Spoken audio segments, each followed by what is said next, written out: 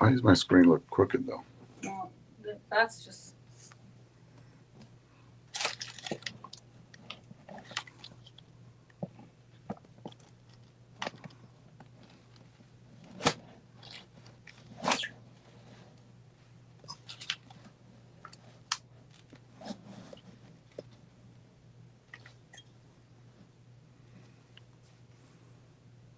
Now let's see. Still on camera. Is it? Yeah. Wow, there we go. And we found out what the problem was. And I don't know. Well, after a few tries, we found out what the problem was. Apparently, I can only go on one Facebook channel. I can't go on Short Porch channel. But what I am going to do is, as I'm sitting here gathering everybody up again, I hope you guys heard me. But I kind of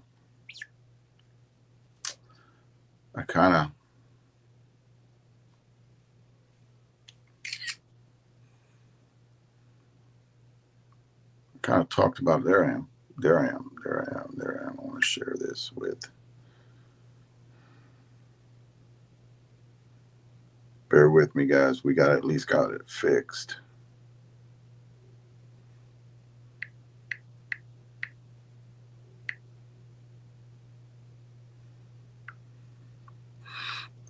What happened was I can't get on Short Porch page.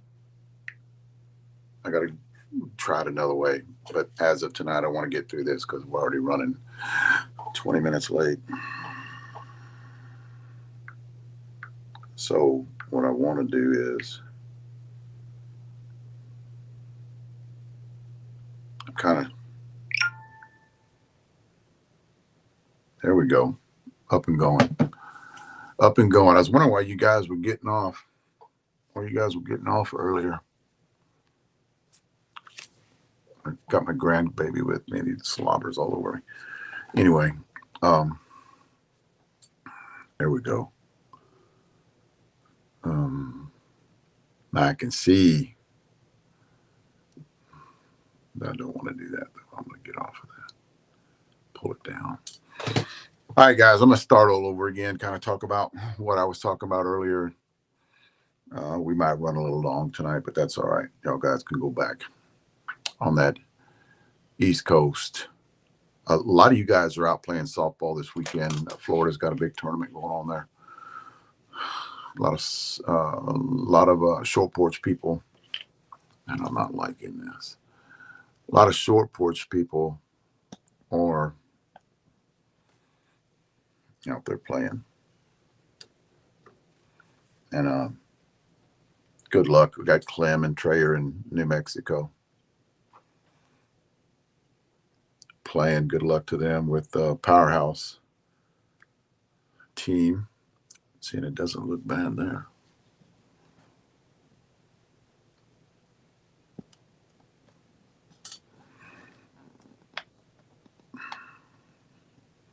Dude, I got OCD really bad. Everything's got to be straight.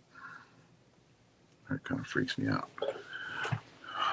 No, I'm joking with you. I don't have it that bad, but I do have it. Just not that bad. Got a lot to run through tonight. I want to talk about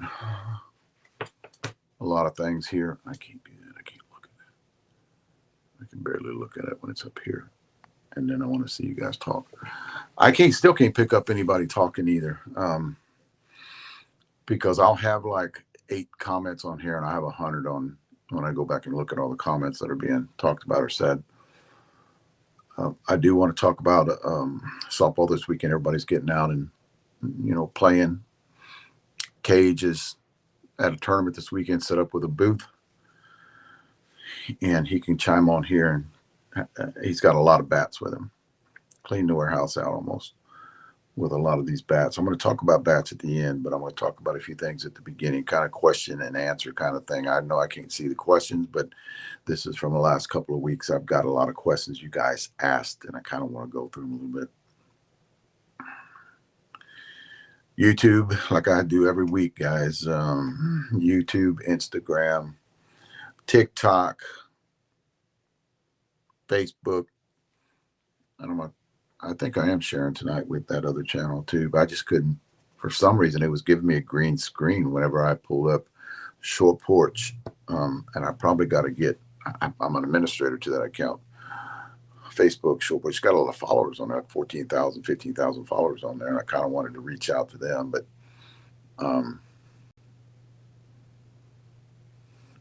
kind of, I don't want to get into watching, because I get squirrel moments, get into watching y'all guys ask questions. So I'll try to run through, because I've got 4 pages tonight of stuff I want to get through and kind of talk. I know a lot of people will start chiming in once we got going and back up. A lot of you want to chime in. The one thing, social media part, I'm going to talk about some stuff tonight, because I've been asked from a lot of you guys. I have a website up. I want to talk about that because I went to that other page, and I'm going to talk about some stuff here. I got a website up, shortporchcuttingedge.com. Now on this, and it will be taken from this. A lot of videos will be on here talking about the bats and what the best bat that we have that's suited with your swing. That is on that Short Porch Cutting Edge. You can get to our main website from there too. All you got to do is click on any of those pictures, and it'll take you right to it. But what I have in there is compression testing on bats that we get that are brand new. And that's it. I don't do compression testing on bats that are 100, 200, 300 swings, because that's going to give you a false sense of what the bat compression test at, because different people swing that bat, right? Because, and I preached this for a long time, where you're going to break a bat down either faster or slower than what I would, depending on your bat speed. So I think when you get like a lot of people are asking, what is that bat compression test at 400 swings? Or what is that bat compression test at 200 swings?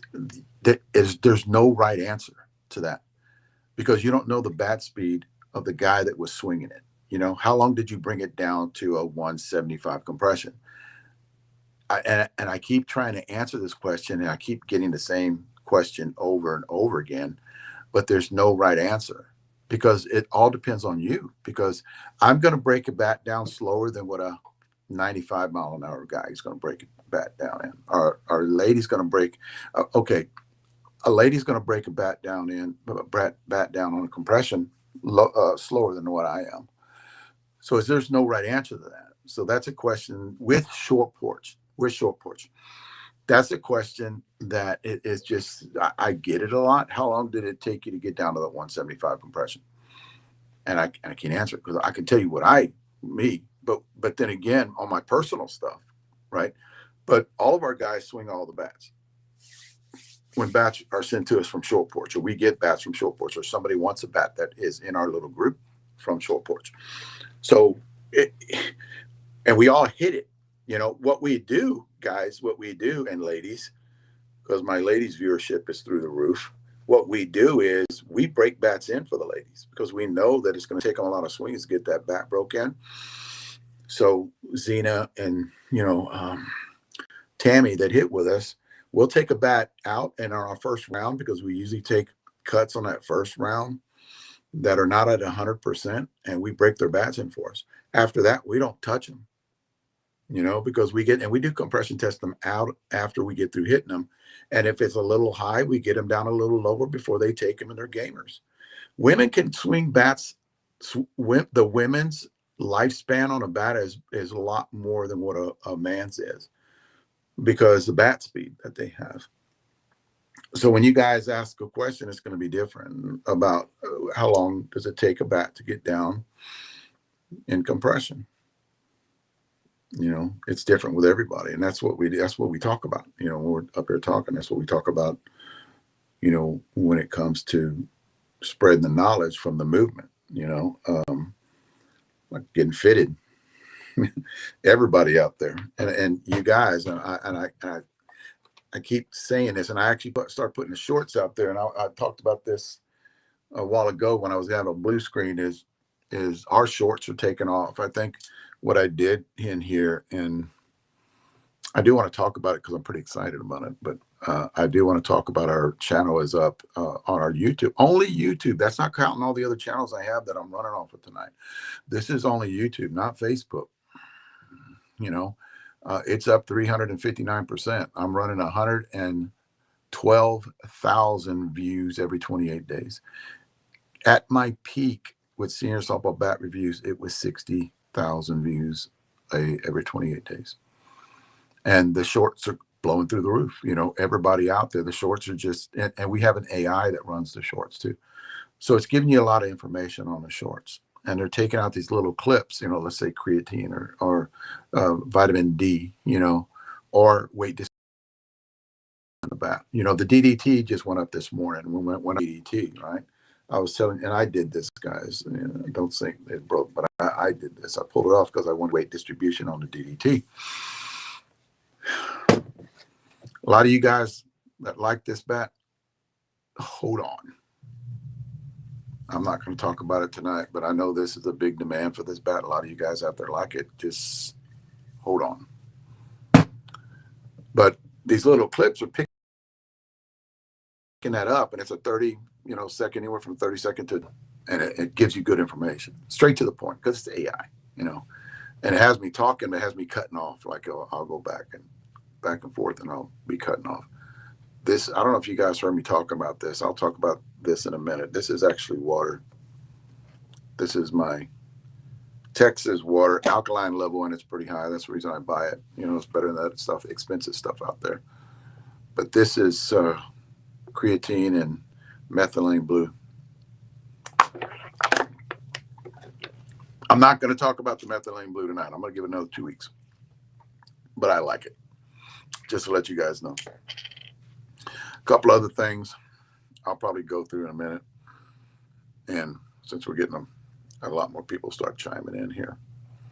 And I cannot see, actually, I have one response up here, and it says, thanks for the fast response. And I guess that's talking to someone else.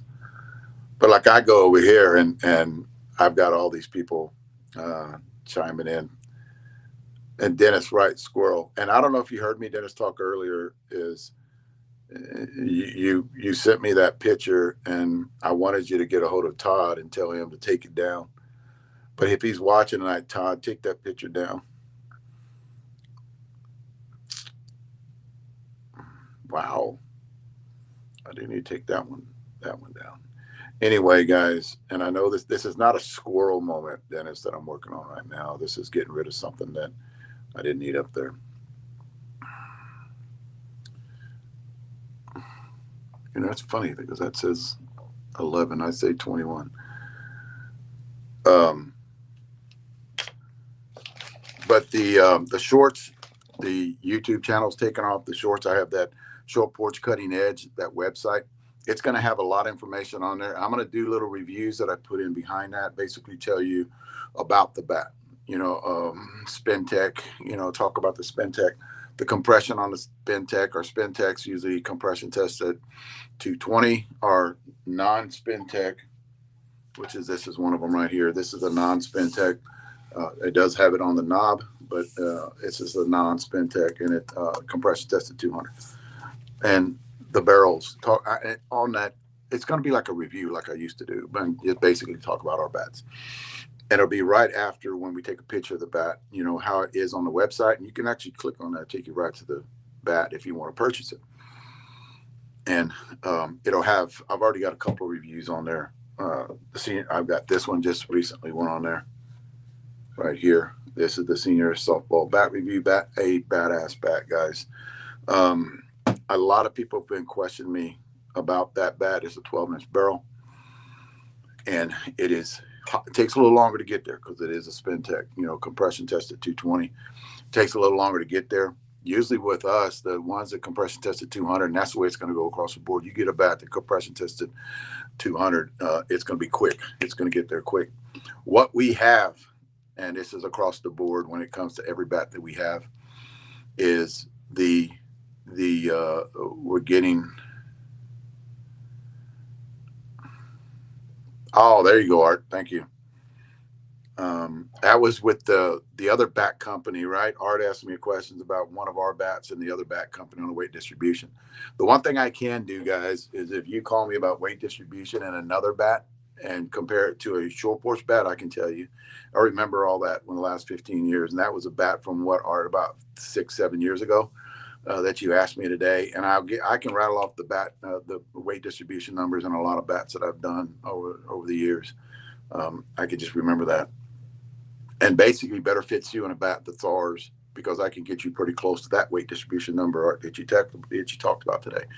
That's what I like is a lot of people that had actually approached me in a tent last year too. Was a lot of people would bring bats to me and said, I need something because they don't make this bat anymore. I need something that swings like this one.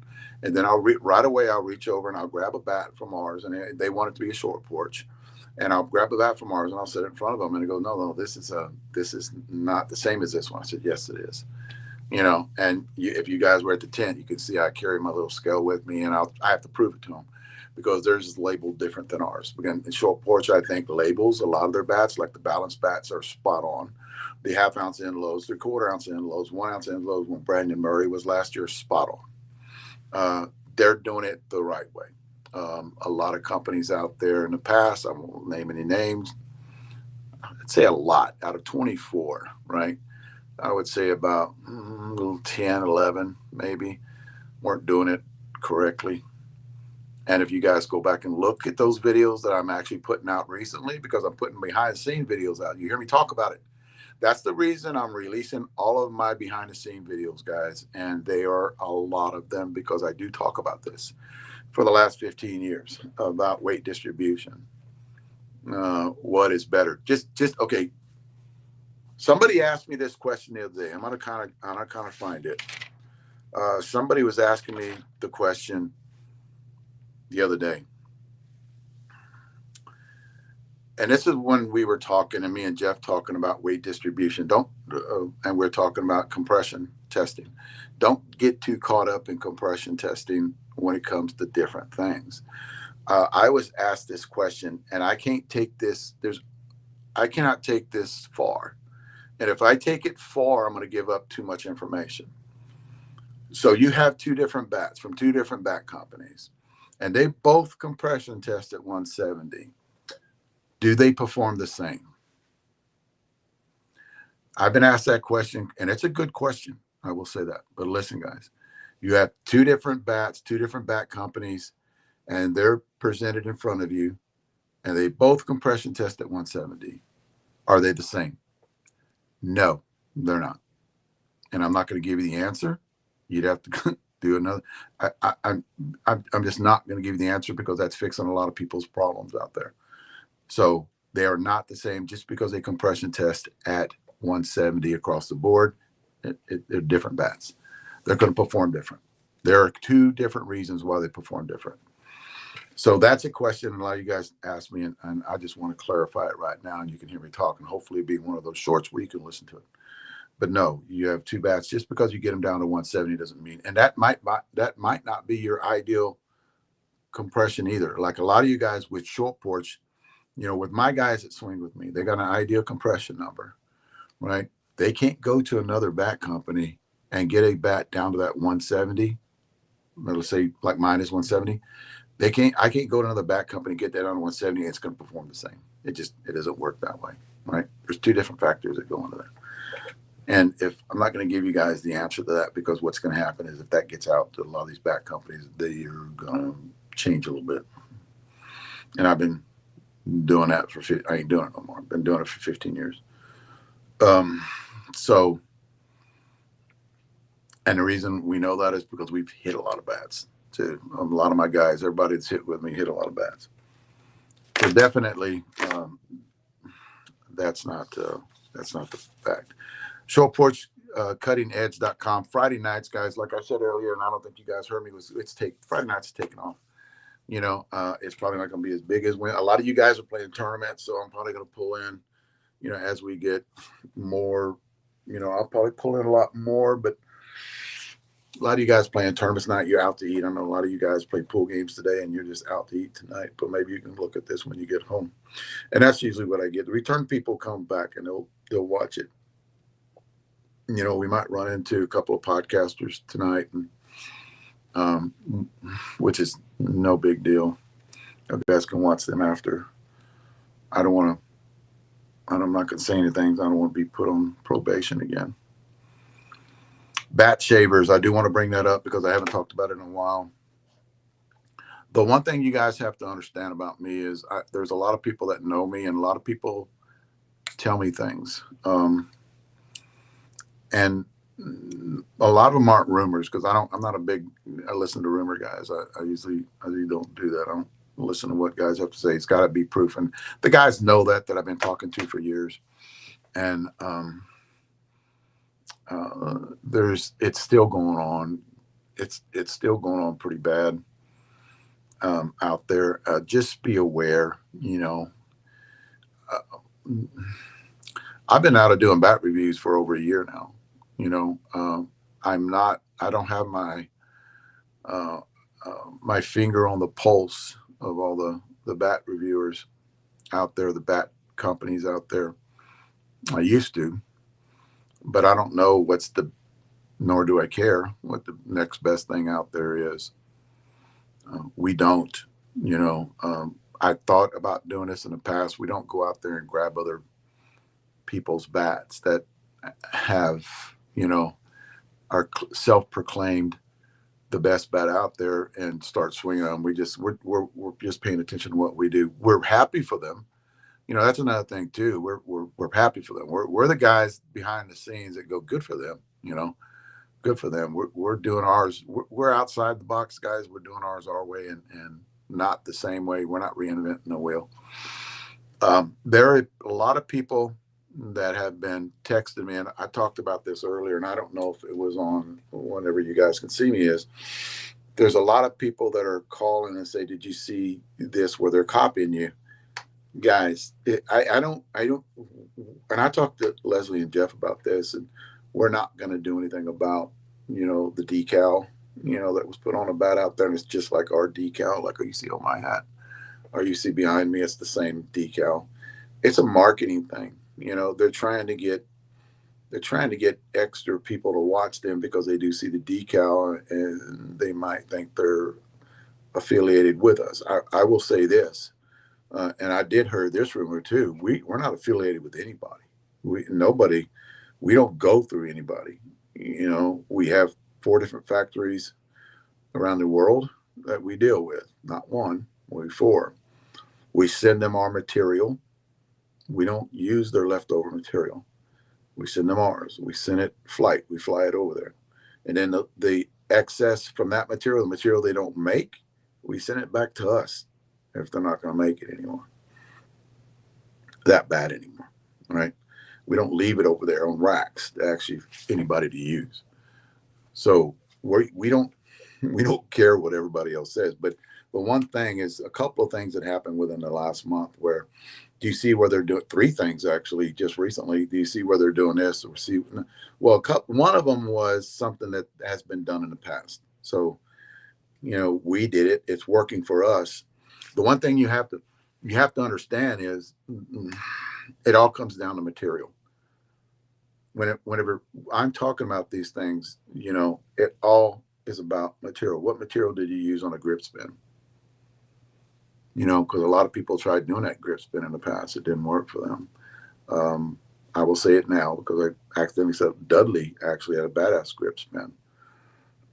It was a little thick, and it would come off later on. I've seen it come off of the Dudleys late, talk about the OG Dudleys and the 2.0s. But yeah, they had it and it was good, but it all depends on the material that you use to replicate that. And it's your own material because ours is our own material. And then we sent it over there. And then a lot of people are talking about this emblem on another bat company's bat. And then we start getting phone calls. Are y'all associated? No, we're not. This is Short Porch. We're only Jeff and Leslie own the company. We're not going in with anybody. We're our own. We're in charge of our own destiny, guys. That's us. We don't take orders from anybody. We don't talk to anybody. We don't collaborate with anybody. So if somebody's out there saying this shit, they're effing lying to you. All right. And if they're, call me. I've already had 2 or 3 different people call me and say, this guy said this. He's a liar. Flat out liar. We've had 2 or 3 different back companies here. I'm probably going to get in trouble because I'm getting on a little rant going on here. 2 or 3 different back companies that had to try to copy our stuff. Right. But you can't because you don't have the material. China just doesn't give you our material because it's all been weighed and it's our material. It's not there for them to use, right? There's a new design that's out. 2 different back companies tried to get it, and China said no. It's got a patent on it. We're not going to give it to you. You know, this is the shit that goes on out there that a lot of guys don't know about. But yeah, that's happened twice, and we understand that that's going to happen.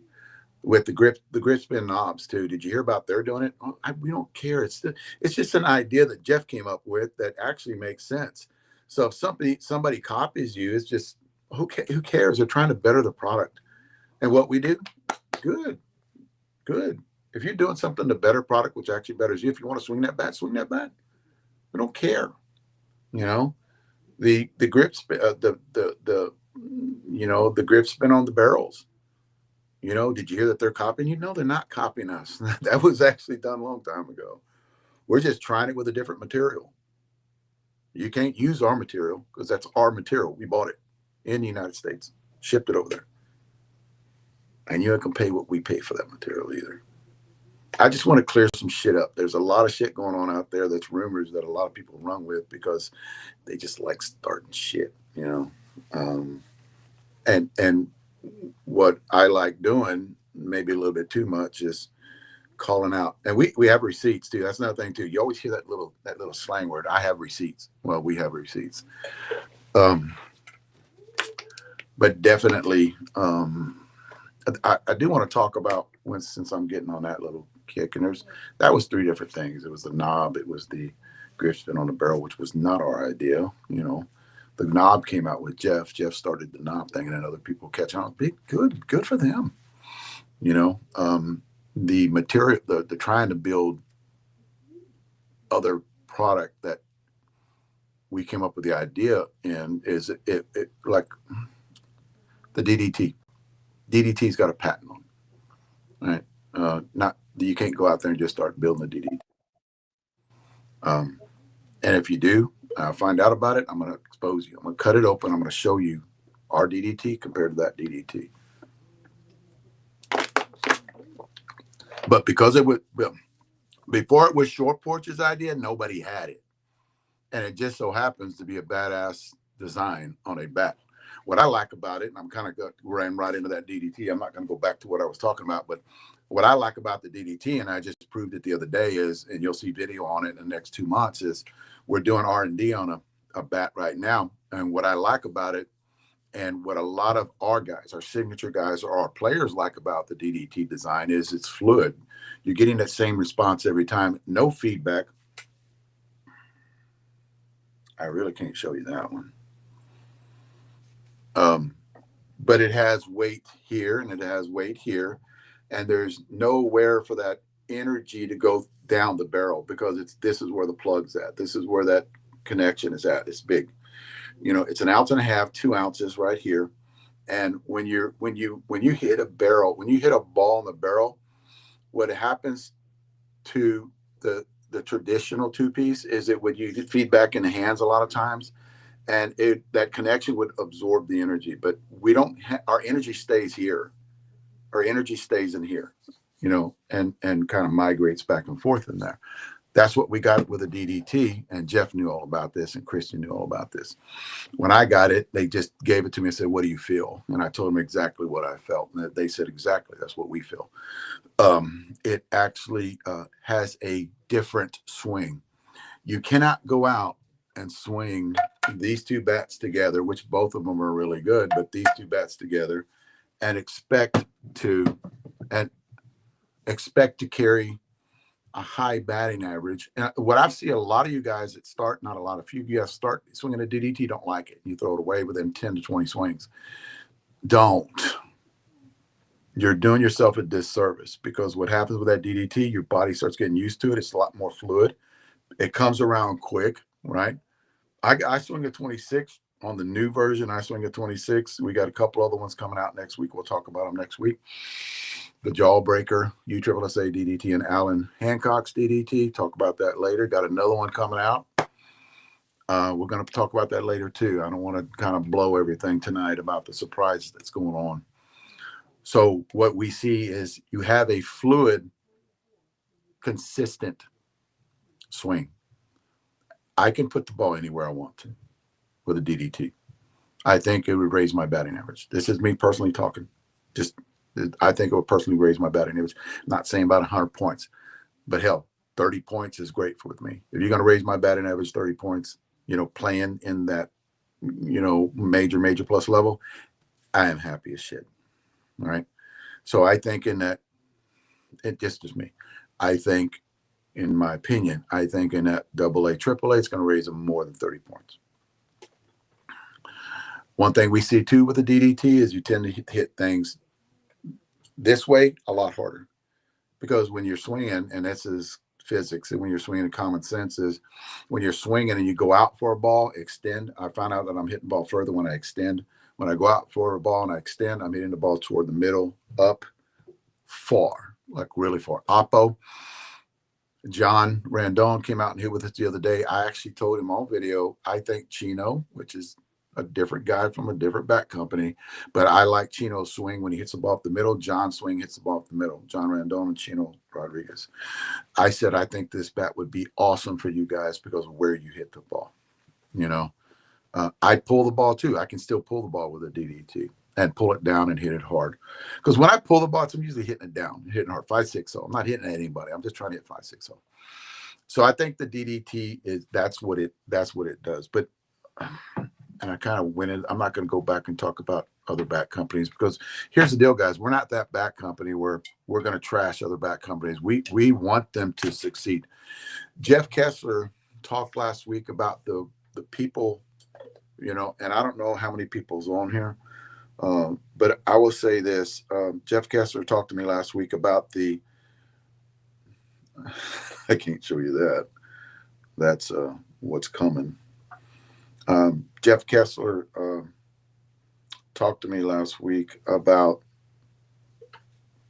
last year. I kind of knew this number, but last year, the what they were talking about was 800,000 people. There it is. Last year, 800,000 senior softball registered players last year that were playing. This year, right, 1.5 million. He just got the numbers the other day. And he's got his finger on the pulse when it comes to all of that, all the directors, all the boards, and he talks to a lot of people. So 800,000, 1.5 million. And we were kind of talking about, how did that happen? How did you get that many people, that many seniors going up? And he made a point where I actually 100% agree with this, because it's a generation. People started eating right. You got gluten-free people out there, which I am gluten-free. I try to not to eat gluten. So you got them, they're more healthier. You got the generation of the workout people that came, and you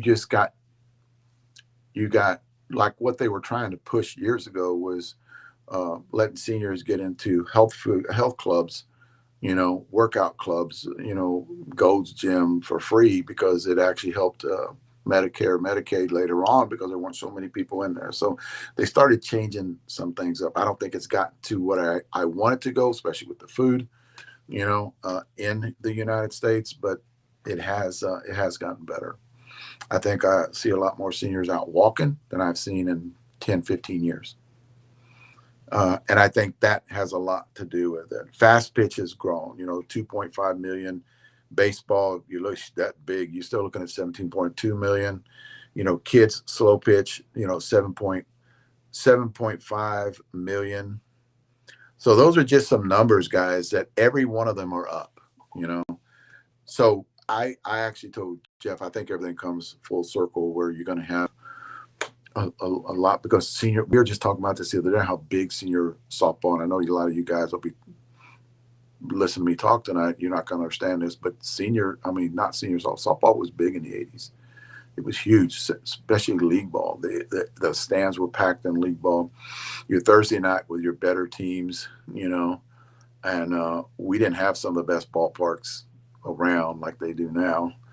But it was really good to go out there and watch and play in all these games and play against some really good. And they were swinging aluminum bats too back in the day. So what I think is everything's coming full circle. I'm glad to see that it's gotten that many participants. I know I butchered that. Um, out there, that's wanting to play. That means you're getting healthier. So I think that it's getting, and look at our viewership going through the roof. But the majority of people, it changed, and I got this through analytics the other day. It used to be 60 to 75 were my main people that watch my channel. Well, just within the last 8 months, because I started doing that again, is watching the people that are joining that channel on YouTube and Facebook. Now it's changed from 60 to 65 to 70 because that was most people that will watch. Now it's changed to 35, 40, and 45. So those are the most people that watch. And what is second is the 55s up to the 60s have been watching the channel. So starting to go more toward the younger crowd. We still cater to, because we are senior softball and U-Trip, but that's my kind of category right there. As senior softball, we still do cater to the AA, AAA, and the slower swinging bat guys out there, the guys that want the bats with that slower bat speed. And here's the reason why I was trying to think about that is a lot of you 40, 45, 50 are moving more toward that instant response. Well, we're building instant response for the older guys, but what you guys are doing is you're eating that all up, right? That's how come we're selling out a lot. I don't know if you guys know that we're selling out of a lot of stuff. Doesn't matter what we put out. We're boom, it's going. It's moving out of the warehouse. What we see now, because we pay attention to who's buying these bats, and the lower compression are selling a lot faster than the higher compression because a lot of the 40s are coming in and going, no, I don't want to swing it 150 times. I want it swing it now. So I want that 200 compression. Well, dude, it's not going to last you 200 swings, 250 swings. I don't give a shit. Is it going to be hot? Yeah, it's going to be hot. Okay, here's my money. See you later. Oh, let me 2 of them. Here's my money. It's going to have last me 200 swings with my 95 mile an hour. And we're sitting there going, okay, dude. And I said, I did this at the tent last year. I could not talk them out of that 200 compression, trying to put him in a 220 because I was asking his bat speed. No, I want this one. Will it go far? Yeah. Okay. Let me 2 of them. There you go. I said, Bud, don't bring him back at 200 swings and say you cracked it. I warned him, or let someone else that has that lower bat speed. That's what it's turned into. So I think what's happening with that is because we are building our bats with that 200 compression, and they do have that Kevlar in them, which actually helps them hold up a little bit better. You get a better barrel response with a lower compression and a higher compression. So our threshold's bigger, right? So I think they're catching on. So now when I do analytics, it's catching up on that 40s because I never would touch the pulse of a 40, 35-year-old guy. Now we are. I think that's creatine, methylene blue. I'll let you guys know about that later. I don't know if I said that already because I'm going to repeat myself, but don't think I'm getting squirrel moments. Because I've started this podcast 2 other times before this, and I don't know what I said. I'm going to I've still been talking for a while, 39 minutes. So I'm going to kind of go through some things that I think is important that you guys need to know.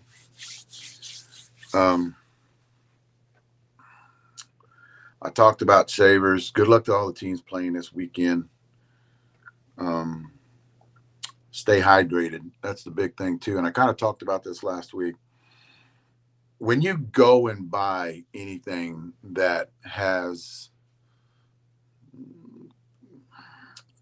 is good for hydration, I would recommend you guys Powerade. Kind of stay away from that one.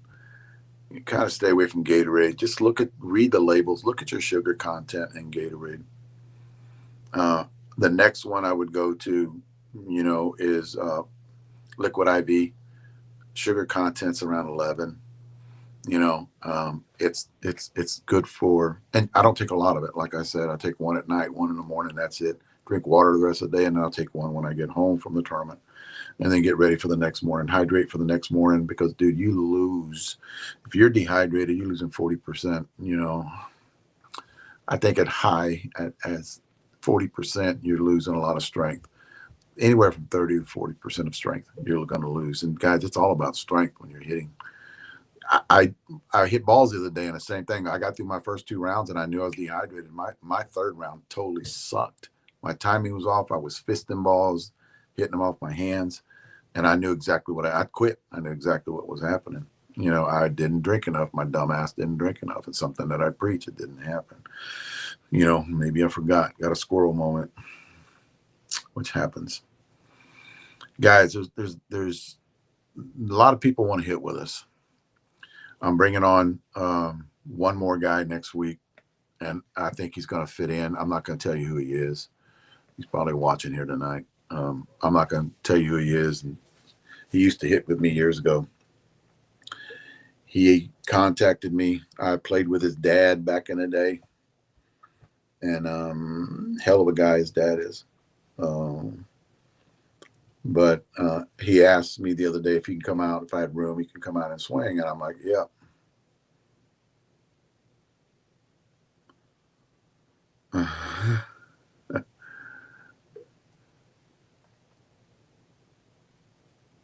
Jay, I'm not even going to answer that one, Jay.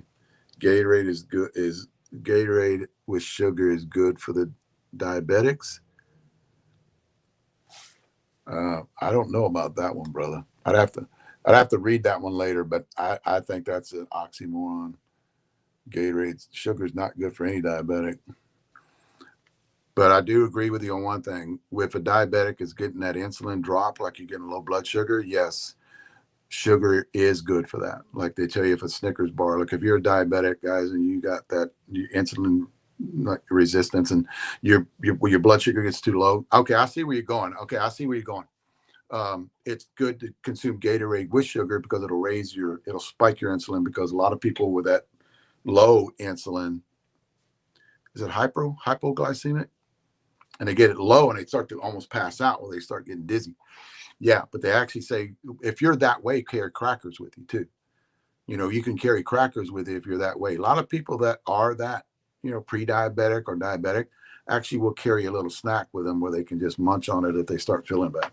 Yeah, but you're right. I thought you were talking about something else, Jay, but yes. And, but yeah, you're right, Jay, 100%. I just didn't see the rest of it.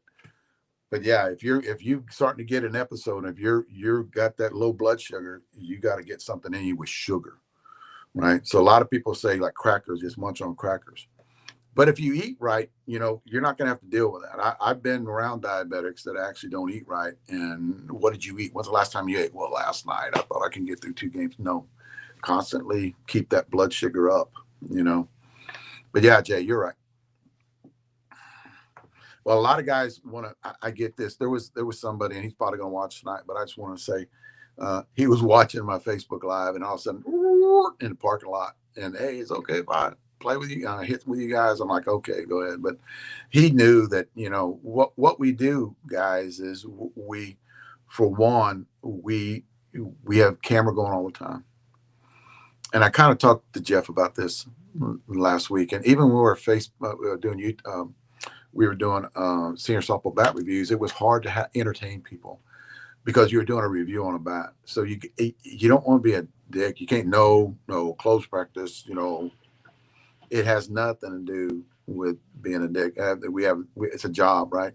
So what we've been doing recently is we have a lot of R&D, a lot of research and development bats that are coming out that we want to be a surprise, right, to you guys. And not saying you guys can take pictures or videos of the bat, but we just don't want it to be released right now. And here recently in the last month, we've had a lot of R&D bats out there. And guys giving us their opinion. Our guys, our little group of guys giving us our opinion. The person that's going to come out next couple of weeks is a guy that's hit with me before years ago. He just came out. He was with Mike and at the time, and he just called me up. Hey, I want to come out and just say I like what you're doing. And I bet it's been probably about 10 years ago. And hey, I like what you're doing. I want to come out. And I'll come on out and swing. Come out, have a good time, talk to him. Went to go have breakfast, and then that was it. He was just in town. He was with his wife at the time, and they were stationed somewhere else. So he got in contact with me. I guess he lives in San Antonio again, and asked if we had room. I said, yeah, you can come on out and hit, because he wants to get back. He wants to get into senior ball. At the time, he wasn't in senior ball, so he wanted to get into senior ball. I said, yeah, sure, come on out. You guys probably know him. You've probably seen him around before, but he's going to come in. He'll probably chime in here too a little bit tonight. But he couldn't make it last week because he's playing golf tournament. He's playing golf with his dad. So I told him I'd contact him again this week. But with what we do, it's hard for us to you can call me a month ahead of time or 3 weeks ahead of time. Hey, Dave, I'll be in San Antonio. I'd like to come out and hit. Yeah, we can do that, right? Because we're running twice a week. And what happens with today, it's not the spring and it's not the fall.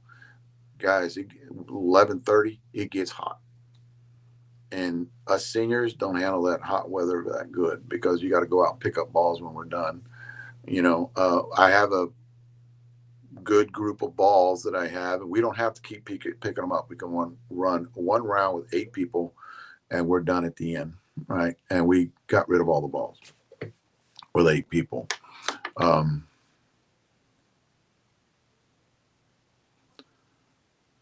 Yes, sir, Jay, 100% right. Jay's was talking about working out with seniors, exercise, stuff like that. But definitely, there are actually some things you can supplements you can take to actually help with that insulin level too.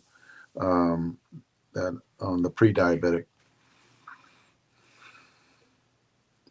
So, but here's another thing too. A lot of my guys went out of town. And what we did on Wednesday, we hit on Wednesday, but it was just for the guys getting ready for the tournament. And I'll go right into that too. I'd love to have a lot of guys out there. It's just that it stops us from doing the work that we want to do, and it stops us from doing R&D because we can't talk and we can't do video because it's all about getting video out too. We do Facebook Live.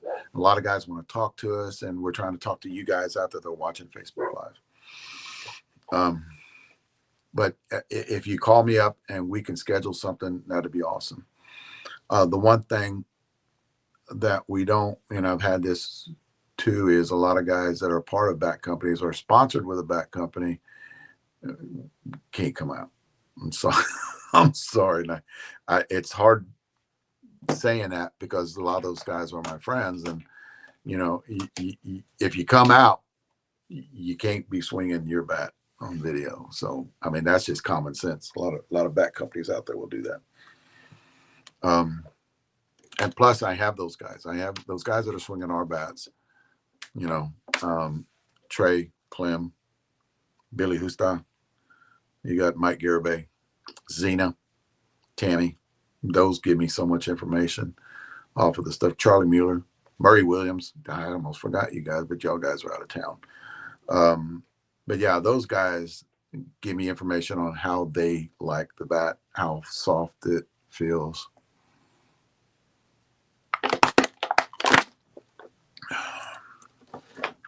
On balls, definitely. Rachel was saying I need to up my collection so I can run everybody through one time. That is the prime. That's the goal on what we want to do. We don't want to spend hours out there picking balls up, bringing them in because you're spent, right? We're seniors. You're dragging that cart in, it's heavy and it's just now you've got to hit, and you're not as good. It's all about getting better. Definitely, I need to get off that and start talking about other stuff because I'm going to lose a lot of time here. So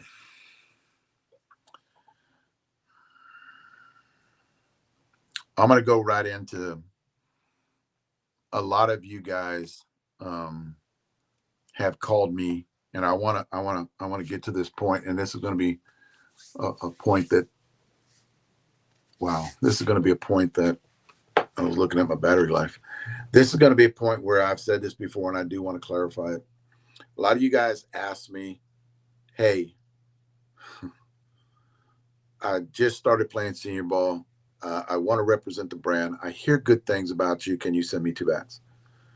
We can't do that for numerous reasons, right? We have a group, Rachel Good, Bob Downs, Bobby Miller. I can go through every one of our guys, our little group of people that are reps. Those get, if I got any bats to give away, they will go to a Stacy Carr. They will go to a, Rachel Good, Bob. Bob will give bats away to other people that want to test the shortboard. They have bats that you can go where I think Rachel's putting on a bat demo. Might do a bat demo, right? Bob does bat demos. Bob hits inside, right? Bob Downs. So those guys, you can go to them because we're not sending out bats. We have our signature guys that are being taken care of. If they run out of bats, then they get other bats out of short porch. They're being taken care of. And then you have our factory hitters, they are taken care of. Then the reps, that's a whole group of people that we're sending bats to. So I keep on getting this. That barrel is badass. I do like Jay saying, love the Clem, the Mayor bat. That bat fits his swing. I do love the weight distribution in that bat. I tried to get that weight distribution more geared toward the soup bat. You guys remember my first signature bat? Because Clem loved that bat. So I tried to get those weight distribution numbers as close to that bat as I could. And I think I dialed it in pretty good. Clem loves it. That's one of those bats is 200 compression. It's hot out of the wrapper, and you can get out there. It does get hotter. I think it hits like 2 or 3 different gears. Clem hit one the other day. It's 175 compression, and he's got probably around 300 swings on it. Clem swings, and it hit another gear. It was like, oh, did you hear that? He just left to go to New Mexico, and it hit another gear. And he goes, did you just hear that? And then a ball's just flying. That's Clem. So the one thing, and I do get, hey, our team won this. Can we get a bat sponsorship? We have buy-ins. We don't do bat sponsorships. We're not going to give 15 bats to a company and get them some shirts and stuff like that. We have a buy-in program where you can get that. And the one thing that we're dealing with, right now that keeps us from doing this is, and it's a good thing, is we're selling out really fast. We've upped our supply of bats that we're getting, and we're still selling out, right? We just put in a big order for one of the biggest runs we're going to do before Vegas. And it's the first time we've done an order that big. And we're probably going to sell out pretty fast with that bat. So what happens when you push the envelope and you're constantly putting out good product and you do have good material is people hear and they want it. So boom, they're gone. We're talking about gone within like 12 hours. We've had bats gone within 6 hours, guys. A good run of bats gone in 6 hours. So we don't have a lot of surplus stuff to actually give out or give away. And usually we have a group of people that do that. A lot of people call about donating bats to a good cause. Now the problem with that is we have a line of good causes that Short Porch is affiliated with that they go to first. So Alan Hancock, he should be watching the damn podcast. But I know he's probably going to be hitting right now too. Gulf Coast, Short Porch. So it's just so hard to keep up with everybody. We had somebody contact us the other day about donating bats to a USSSA tournament so they can put them inside of their little bucket and they can swing them. Well, guys, we don't have 3 or 4 different bats to give away because we do.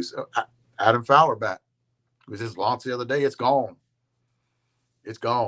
So You have to wait to see what we're going to do with that one. But yeah, it's just when you have a fan base and when you have a group of people that work for us, they're as good as we have, you tend to sell out a lot of stuff because people want to see the next thing that comes out, the next thing that Jeff and Leslie think about, you know. So that's what they want to see. So but that's a good thing. That's a good thing. Oh, you know where they're at? They're playing ball this weekend, I think. All those things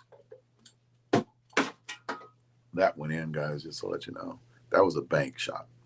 That was a Larry Bird high bank shot. It went off the top and came down.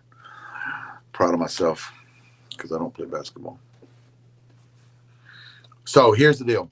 I'm going to tell you this right now. Here's the deal on you guys. I'm looking at the time. Here's the deal. If you guys want to be a rep, I'm going to tell you a little loophole that you need to do before you ask, right?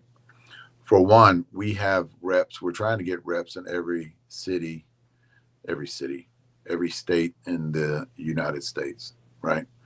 So it's good that there are reps out there that are not in a state. You got a good shot, right? That's just small. That's just small, right? That's one of the things. Now I'm gonna tell you the next thing you need to do.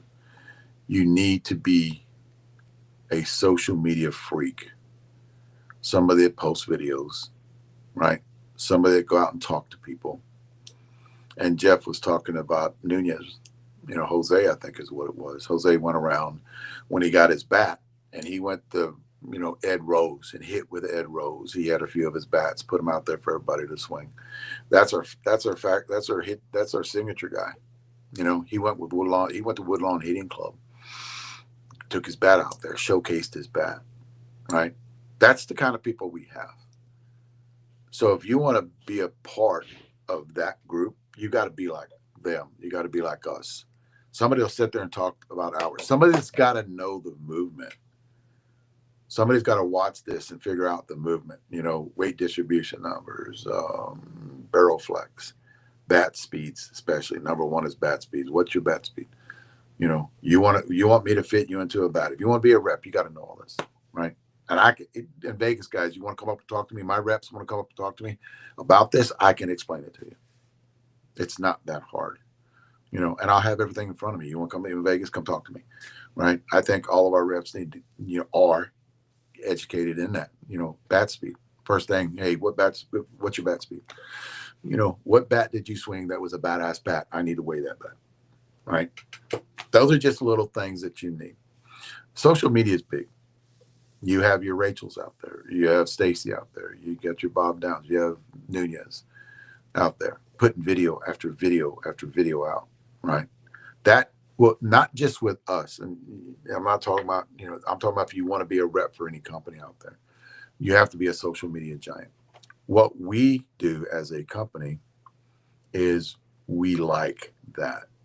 We're not so much, and I think a lot of bat companies are not gone away from this, but they're going with the pro players. Well, me, where I would talk to Jeff about is I'm not 6'5", I don't have 100-mile-an-hour bat speed. I'm 5'9". So who would you rather talk to about a bat? Would you rather talk to, I'm going to throw his name out there, right? Jose Canseco. And I love Jose. Me and Jose are friends. I love Jose, but he's a freak. And if he was part of a bat company, he would represent that bat because he hits the ball far. I think as a group of people, we don't do that anymore. I don't think that's old school stuff that they used to do. The big guys would get up there and just hit them real far. And I'm not saying anything about what they're doing. That's another thing too. I've gotten into trouble with this before. I'm not saying anything. I'm not calling them out. They're freaks. They're freaks. Murray Williams doesn't hit like a 70-year-old. He's a freak. Somebody kind of texted Murray last week and said, Dave calling you a freak. Yeah, Murray, you're a freak. I'm telling you. There's not that many people out there like you. You know. So we're more geared toward their average guys that are out there that your AA, AAA guys can listen to and talk. So this is across the board. You gotta be that person. You gotta be ready to talk to somebody. You can't be a bat rep or a factory hitter and then sit at home and not talk about anything. And you definitely can't get a bat put in your name, and this is across the board, and not represent that bat or not push that bat or not do little videos about the bat. Tell everybody how the bat performs for you. Who better your bat is for, depending on the bat speed of the bat that was built for you. So that's, you got to get out there. You got to talk, right? You got to talk. And not be afraid to talk and get in front of a bunch of people and mumble your words or go over your words like I've done in the past. You know, don't think about that. And I do it a lot. So, and don't be afraid from the criticism. Yeah, Dave got Alzheimer's. I've heard that one too. Dave got Alzheimer's. No, so you got to take the criticism too. And if you take the criticism, don't be a little bitch and back out of it and say, I don't want to do it no more because my feelings are hurt. You can't do that either. You know, it's got to be 100%. And if you have an idea, not like everybody else's idea, you got an idea, run with it. Run with it. You don't know. When I started doing this 16 years ago, it was just something I threw out there, and I started doing it, and people didn't like me at first, but they got used to it. They got used to me standing here in front of the camera. And then I was more robotic at the beginning, and I just talked to a bunch of people that I knew that would go around to these seminars, and they said, the best thing you can do is just be yourself. Be yourself in front of the camera and just talk. And don't be afraid to screw up. You know, don't be afraid to misspeak. Everybody misspeaks. I noticed that. Everybody misspeaks. You know, some more than others. But yeah, definitely because I get this question, I want to be a bat guy. I want to be a bat guy for you. I want to represent your brand. And then I look on their page and wherever they're at. You know, for one, they're not even friends with me. They don't even know me, you know. And then I'll look and say, dude, you're not even a friend with me. You don't even know what we're pushing. You don't even know what we're doing. You're just grasping at straws, trying to think that we're going to do that. We're not. We vet our people pretty good. We have a great group of people out there, you know, that actually represent our brand.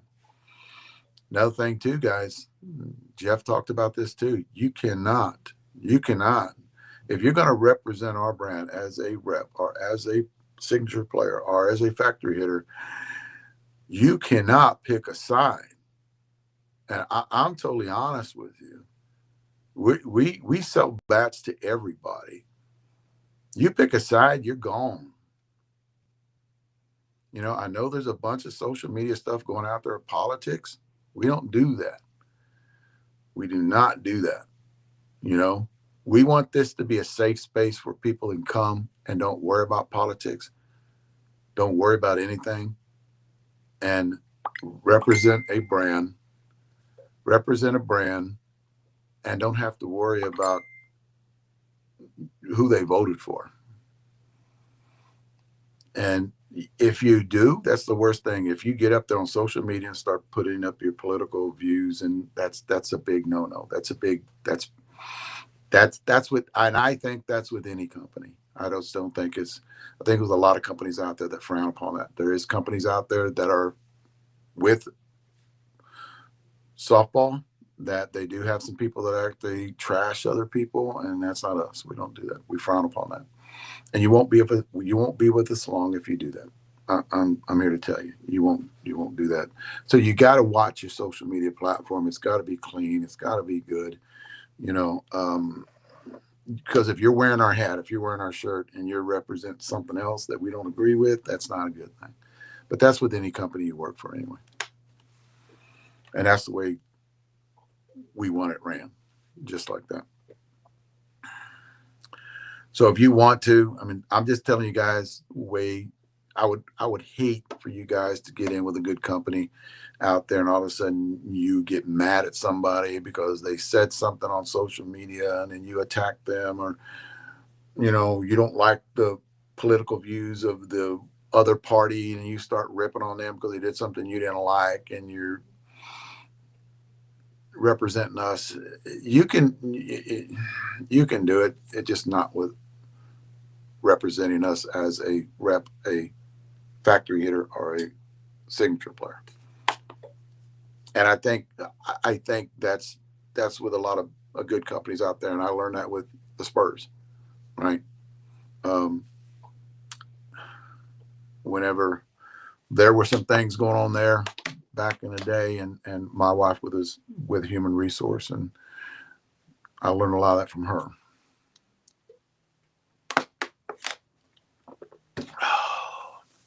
Moving on. And I'm just going to run through a bunch of things. I'm already been to an hour. I'll probably go an hour and a half tonight. A lot of you guys, I started pitching a lot more. I think what we're going to do next week is get mic'd up. That way I can talk whenever I'm pitching. I got a video out that, we did Facebook Live the other day, and I pitched, 12 rounds to guys, about 30 balls apiece. The one thing I will tell you about underhanded pitching, you don't get tired. Mikey Garibay kind of gave me a hard time about that. I'm getting tired. I need someone else to come in because he pitches for us when we do BP. And you can't get tired from underhand pitching. What you do is you get bored. Guys, it's not tired. It's you get bored from underhand because you got to sit there and just throw and throw. That's how come when I'm pitching, I get frustrated when Trey sits there and looks at the ball right across the plate because he wasn't ready. And I'm sitting there going, now we got one more. I got to throw another one. And then some days he takes like 5 or 6 of them. I start yelling at him. But yeah, you get tired. You don't get tired from underhand pitching when you're pitching. You can pitch for a long time. It's just that you get bored. You get, I'm just bored of doing this. I want to go over there and relax and sit down and talk. But what we're going to do is I'm going to start doing a lot of the pitching lately, and I'm going to get mic'd up. I think miking up, everybody needs to do it that as running videos when you're doing, because you can get out there and walk around and people can hear you, especially you're far away. We're not that far away from the camera, which I like getting those close-up shots when we're doing it. Guys, if you're doing any kind of video too, if you're doing any kind of videotape, get close to the guys. Don't get that panoramic view. That's another thing too, like the GoPro view. I hated that.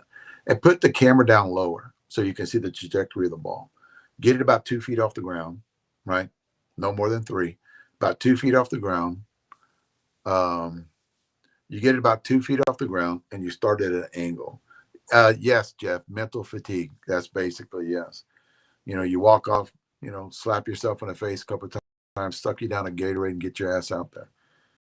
Gatorade, there you go. You get more time, suck you down a Red Bull, get your ass out there.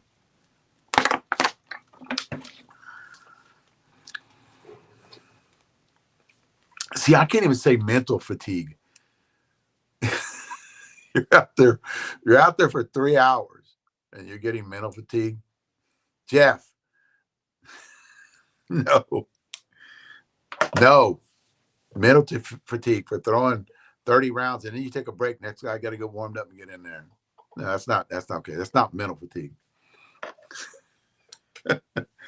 Oh man. There was a quote, and I kind of wrote it down, and I want to talk to you guys about. And somebody was talking about Arnold Schwarzenegger was talking to this guy, and he did a video talking about it, and I do agree with this quote. And he goes, "There are days," Arnold said it a long time ago, "there are days where you don't want to go to the gym. There are days where you just hate it. You can't get motivated."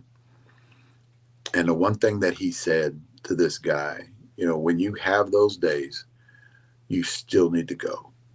And I agree 100% because I'm gonna turn this into softball. I've been going to gym. I hate, guys, with a passion. I hate working out. I really do, but I know I have to. I'm not one of those guys that plays around the gym, joking with everybody. I hate being there. I have a job to do. I'm in there for 45 to 50 minutes. I have a routine that I do. and then I'm out of there. I hit my numbers and then I'm gone. What I do feel is after I get in the truck, after I get into the car, after I'm done, I feel fucking amazing, right? Because it releases endorphins in your body. And I feel very good when I've done it. And I see the results because I did do it. Well, Arnold Schwarzenegger was telling about how do I just miss workouts? And Arnold said, no, you don't. If anything, you go to the gym and do lighter weight, but get the routine in. Do not miss a routine. Now I will say this too. There are days, guys, where I wake up and I don't want to move. I'm sore. I hit the day before. Like last week, I hit on Tuesday. Wednesday morning, I woke up and I did not want to do it. And I forced myself, right, to get up, move around. I had the truck loaded already, and I went up there and hit. I am so glad that I went up there and hit. And I went through the routines. I got 2.5 rounds in. I usually get 4. I got 2.5 rounds in. I was fatigued, but I was still went out there and pitched the guys, and I felt amazing after I was done. I still did the routine, and I've always done that. That was just something that I saw. Well, Arnold was talking about it. If you don't want to do it, you got to do it. Don't just set your ass at home and don't do it. Get out there, like he said, even if you're out there swinging, even if you're out there hitting the weights and they're lighter, even if you got to go out there and you're hitting a 25-ounce bat and you're used to hitting a 26-ounce bat, get your swings in, hit the ball down. And like I did the other day on Wednesday, what I did was I practiced a lot more. And that video will be out later too. I practiced a lot more on hitting the ball down. I wasn't taking full cuts, but I hit the ball down and I got my exercise in. I hit the ball down. I hit 5-6-0. I hit down the line. I hit gaps and I hit the ball up the middle. And that's the only thing I focused on. And when I got done, we went to go have breakfast. I felt amazing. I felt good. I'm glad I got out there. When I got home, I said, I'm glad I hit it, And then I seen that quote, and I agree 100% in that quote. You got to, even if you don't want to do it, get out there and do it. Push yourself to do it. You'll feel better about yourself later on, and you got those reps in. Basically, a lot of, and I'm going to talk about. I'm kind of getting into a different shit tonight, though. But I've had this, Dave. I believe in 80% of what you talk about, and they don't never tell me the 20% they don't. One guy the other day, Dave, I believe in 90% what you talk about. Guys, here's the deal about me. And if you guys know me, you know this is the truth. I'm not out here trying to convince you to jump ship and go to us about health, nutrition. And this is just something that I've experienced in the past. And guys, you don't have to agree with fucking 50% of what I'm talking about. I'm just saying, I would love for you, like the supplement part, I would love for you to try it out. I'd love for everybody here to go to the doctor and find out if something's wrong with them before they get out and something happens on a field, because we are seniors. I'm 65, I go to the doctor regularly. So if I can say something like that, or if I can talk about bats, you're not going to believe everything I talk about when I talk about bats, but you're at least going to take into consideration and to say, well, maybe if my bat speed does diminish, I might get into that, but now I need to be swinging a hard barrel bat, and just to make you think. Basically, what we're here to do is make you think, right? We're not shoving it down your throat. You got to take these vitamins. You got to get in the gym and you got to work out like this. Because I do have different workout routines for softballs, just for softball. I have a regimen that I do before I play a tournament. You don't have to do it. It's just something that you might do, and it might help you, right? I'm not saying you got to do everything. That's what we're here to do. You just, these guys are saying, I believe with 80. It doesn't bother me. You don't believe in the rest. I'm not 100% right all the time. Nobody could be.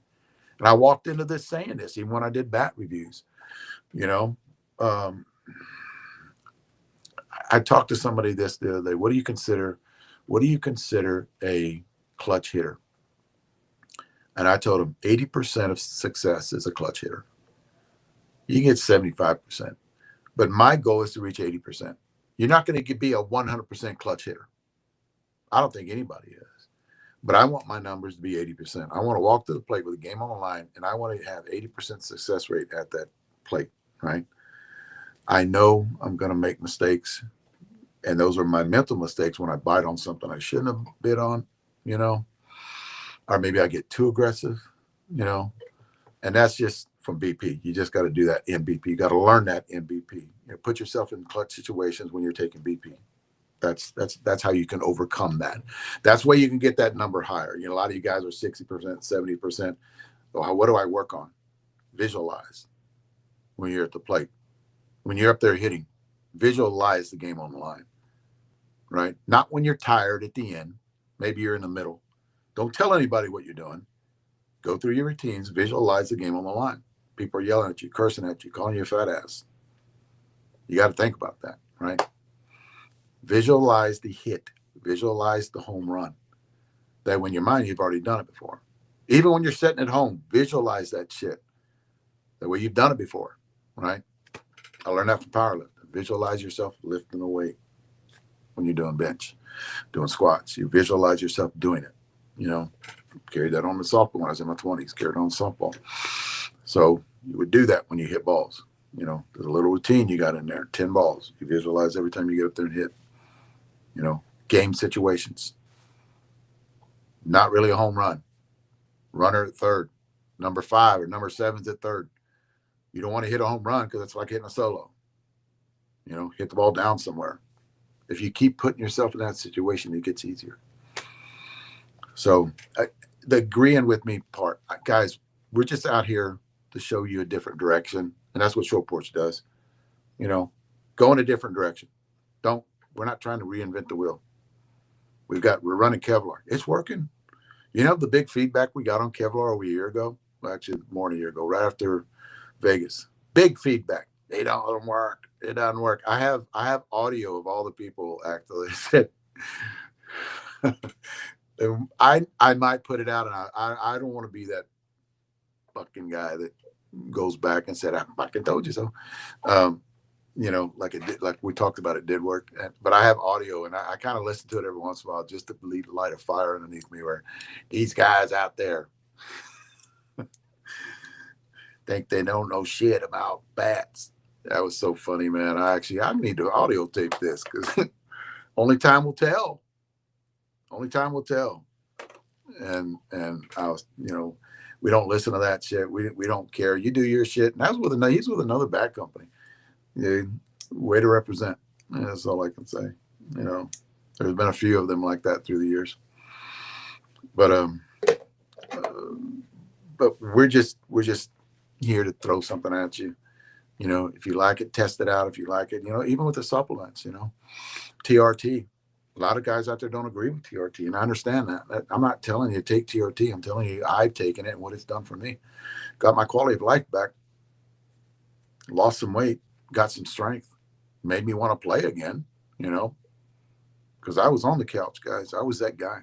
Almost 300 pounds. I was on the couch. So I can't do this no more, because of what I used to do and what I went into doing. Had 3 different companies, slept all the time, had a young son, didn't get out with the wife. So definitely, there is and I wanted to say his name here, and I'm not going to say his full name because he did say something tonight that his name's Jason. He is a friend on Facebook, and he talks about BPC 157. He talks about TB 500. He talks about supplements out there. He talked today about a sauna, that he's got his own sauna out there. I do agree with everything that he's talking about, but he talked about a supplement out there that I have not talked about that I do want to talk about tonight. And I think it would benefit a lot of people out there. It's called glutathione is what it's called. Look it up. And I'm not going to go into detail on what it does. It's very good for inflammation. I'm a big inflammation guy. I like to take supplements, fish oils, and turmeric, stuff out there that will help in inflammation. And he was talking about it today. So what I did was, and I've done research on this in the past, I don't even think I've ever tried it, but I am going to try it tomorrow because I'm going to go out and buy some. It's glutathione. I'm going to go get some tomorrow, and it helps with what I would like for you guys to do is go and do research on it. And my research is done on Google because I go read articles on it, papers on it, and then I do my finished review on it when I go look at it is on YouTube. A lot of people talk about it. I do have about 10 people that I follow on YouTube that are into nutrition and health. I listen to them. There are a few of them are doctors, a few of them are weightlifters, power lifters, not necessarily the bodybuilder ones, but a few of the power lifters, and I listen to what they have to say. And I take everything and I do it like a pendulum. I said, okay, this outweighs, the good outweighs the bad. I've heard nothing but good things about glutathione. Look it up. I do want to get to this, and his name, Jason. I said his name. I don't know if he wants me to say his full name, and I won't, but I know it's Jason. He's got a lot of stuff on his Facebook page, and we are friends. I just noticed that we are friends, and we talk. I'm going to say, now listen, everybody talking, I know you guys are going to come through here before I get to the next. I know you guys are going to come through here, and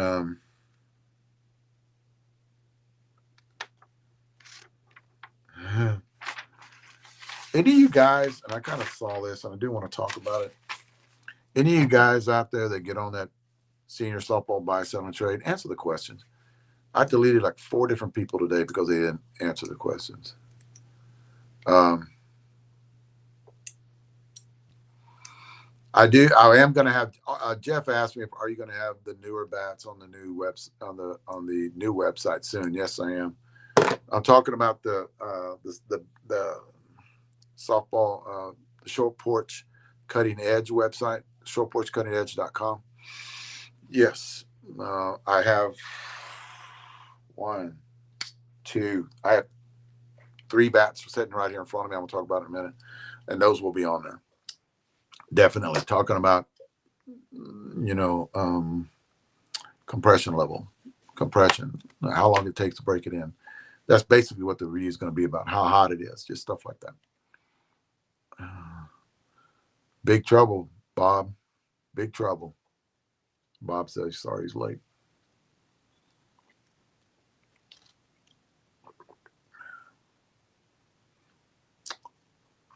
That's what it did to me, Art. 10 years younger. Actually, it made me feel 15 years younger. But answer the questions, guys. If you don't answer the questions, you're not getting on. We vet that channel, and Patty's back. Rachel's running it too, and Patty's back, and she's pretty mean. So probably why she got kicked off, but she's pretty mean to people. I want to kind of go through some stuff here.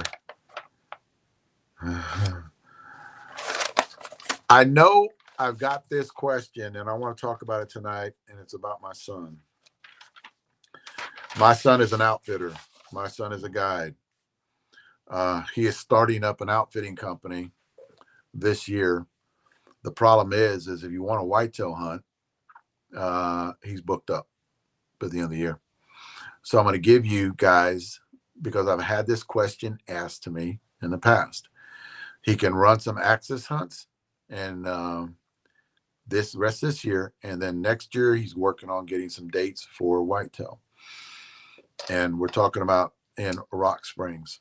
We just need to talk to Bonnie Baker Goodwin about all this, and she's already said yes. And then talk about the dates is what I'm talking about.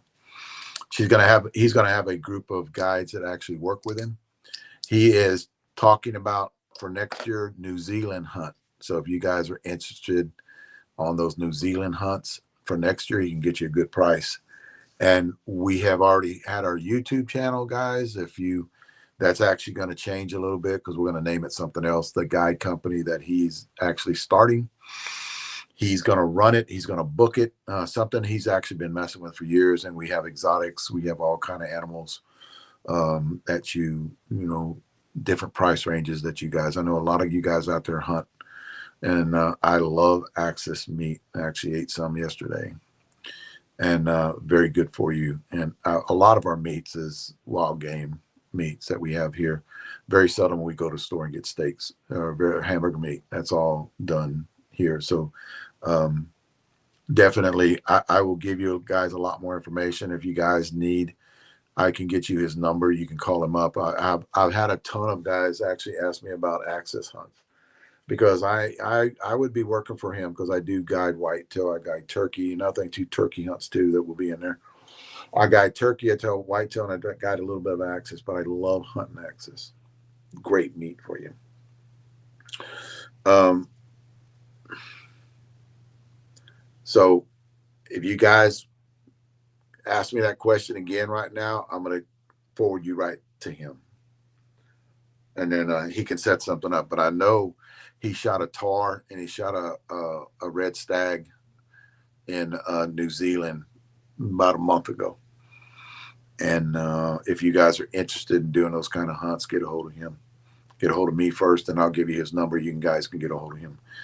And go to the next thing. And then we have, guys, this is not, I don't know if you guys know this now. We have an outdoor channel on YouTube. I have a few subscribers, not as many as I have on this regular YouTube channel, but it's called Apache Outdoors. Or if you want to go to YouTube and push in Baker 3 Rants, that's my YouTube channel. And it's got a lot of hunts on there too, guys. It's got a ton of hunts on there. And it's got a lot of video. I've got more video of animals on there than I do hunts because I take a camera with me everywhere, and I'm not that guy that shoots everything, right? I like nature. I like filming stuff, you know. We run outfittings like they should be ran, right? A bunch of the hunts that we were low fence hunts. They're not high. We don't do high fence hunt. Baker 3 Ranch has probably got 21,000 acres, and it's got probably a section on it. Section 600 some acres, but it's probably got about 2,000 acres on one side that is just it got game fence on it. Best because the other ranch is game proof, so it's got a game fence on it, but we're all low fence around it. 21,000 acres, guys. It's big. It's huge. It takes 6 hours of driving a side by side from one point to the other. That's how big it is. I want to talk about, and somebody asked me this. Those are the guys that are going to play, I guess. I want to get into balls a little bit, but not too long. Somebody was asking me what's the difference between the ratings on balls when it comes to like a 44 375 USSSA ball. That's the temperature rating. That's the only thing on the USSSA ball. We cannot, because UTRIP has a temperature rating that we cannot change. So we got to go by their specs on what their temperature rating is. That's the difference between our UTRIP balls and our regular balls that we hit, because we are our rating on the regular balls that we have 44 375 and 44 400s have a 100-degree temperature rating. That means that ball won't lose compression until it gets past 100 degrees on the ball. We use them here in Texas. They are effing amazing because we're not hitting mush balls by 10 o'clock. You know, when it gets to be in the 90s, or 11 o'clock when it gets to be in 95. We're not losing compression on the balls we hit. We're still getting performance on them. That's the choice. A lot of tournament directors out there are leaning more toward that high temperature rating.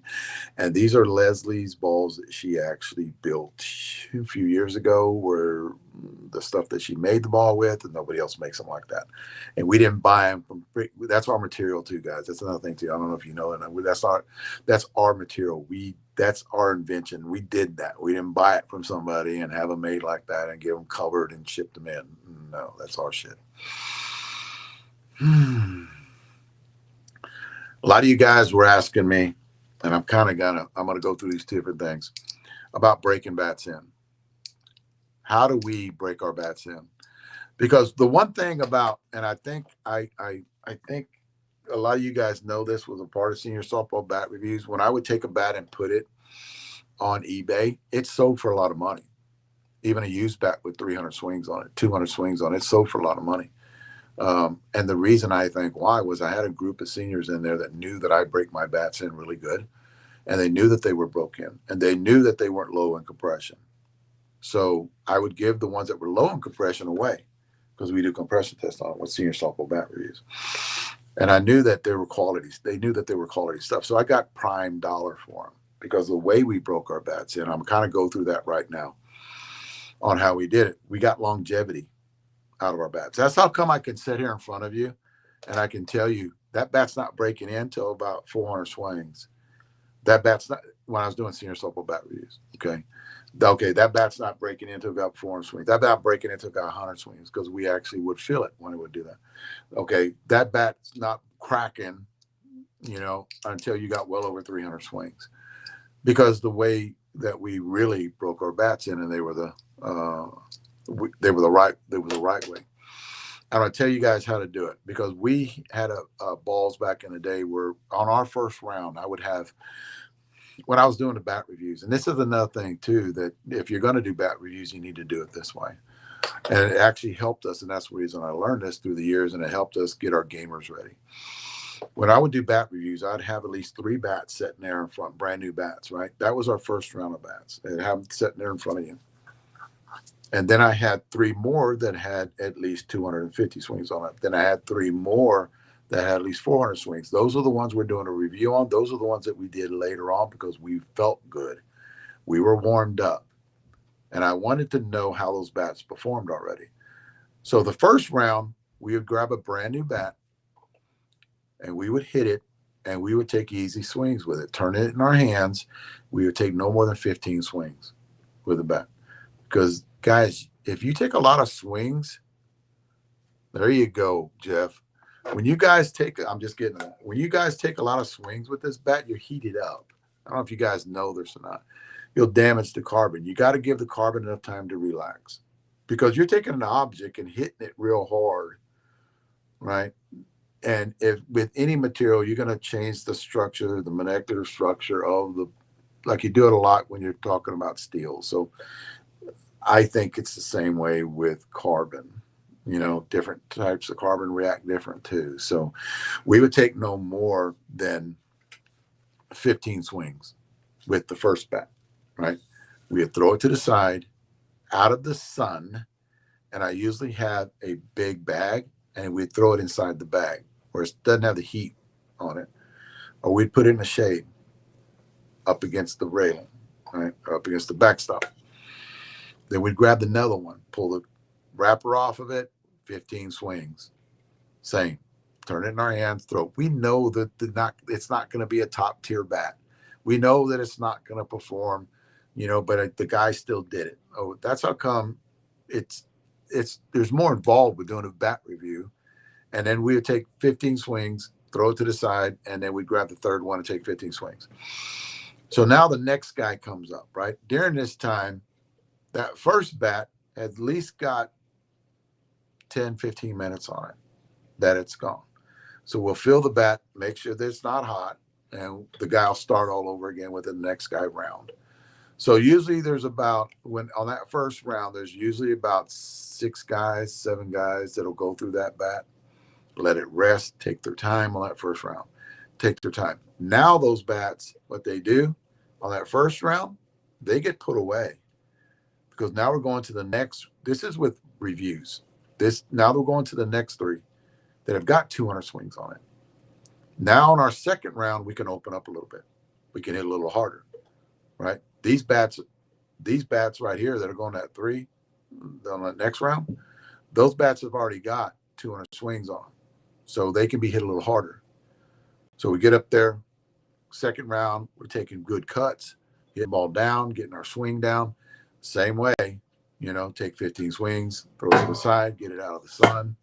Don't let it sit there in the sun. And I know it's painstaking, but that's just what the problem with a lot of you guys do is you'll get out there and you'll love a bat and you're hitting the ball far and you'll just keep hitting it 30, 35, 40, 50 swings in it, and you're blowing the ball of the yard. You're damaging the shit out of that bat.